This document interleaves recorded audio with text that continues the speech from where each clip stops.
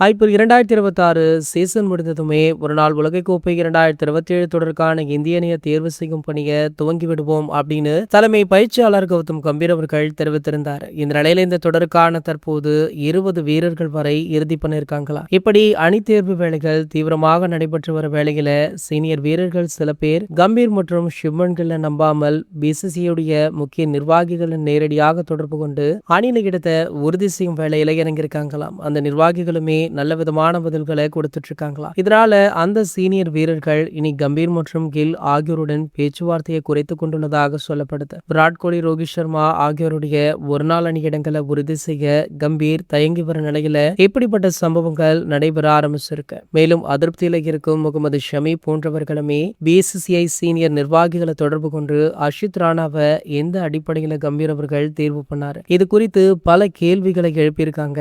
இந்த நிலையில சமீபத்தில் நடைபெற்ற பிசிசிஐ மீட்டிங்ல அஷித் ராணாவை சேர்க்க என்ன காரணம், அவரிடம் அப்படி என்ன திறமையை கண்டீர்கள், இது குறித்து 2 நாட்கள் விளக்கம் கொடுக்க வேண்டும் அப்படின்னு கம்பீரிடம் பிசிசிஐ நிர்வாகிகள் அறிக்கை ஒன்றை வெளியிட்டிருக்காங்களா. இப்படி சீனியர் வீரர்கள் பிசிசிஐ சீனியர் நிர்வாகிகளை தனக்கு எதிராக திருப்பி விடுவாங்க அப்படின்னு கம்பீர் கொஞ்சம் கூட எதிர்பார்க்கல. விரைவில் ராணா குறித்து அறிக்கையை வழங்க கம்பீர் தீவிரம் காட்டிட்டு இருக்காராம். அந்த அறிக்கை திருப்திகரமாக இல்லை அப்படின்னா கண்டிப்பாக ராணா அவர்கள் அணியில நீடிக்க மாட்டார். அவருக்கு பதிலாக முகமது ஷமி அல்லது புவனேஷ்குமார் அவர்கள் அந்த இடத்திற்கு வருவாங்க அப்படின்ற தகவல் ரசிகர்கள் மத்தியில நல்ல வரவேற்பு பெற்றிருக்கு. கடந்த ஐபிஎல் சீசன்ல புவனேஷ்குமார் மற்றும் ஷமி ஆகிய இருவருமே சிறப்பாக விளையாடினாங்க. சோ கண்டிப்பாக 2 பேர்ல ஒருவருக்கு வாய்ப்பு கொடுக்கலாம் அப்படின்னு ரசிகர்கள் எதிர்பார்த்த நிலையில இந்த பட்டியல் வெளியாகி பலரையுமே அதிர்ச்சிகரமாக்கி இருக்கு. சோ அனைத்தையுமே ஏற்றுக்கொள்ளலாம், அர்ஷித் ராணா அவர்களை இந்த பட்டியல ஏற்றுக்கொள்ளவே முடியாது அப்படின்னு பல எதிர்ப்புகளுமே திரும்பிட்டு இருக்கு.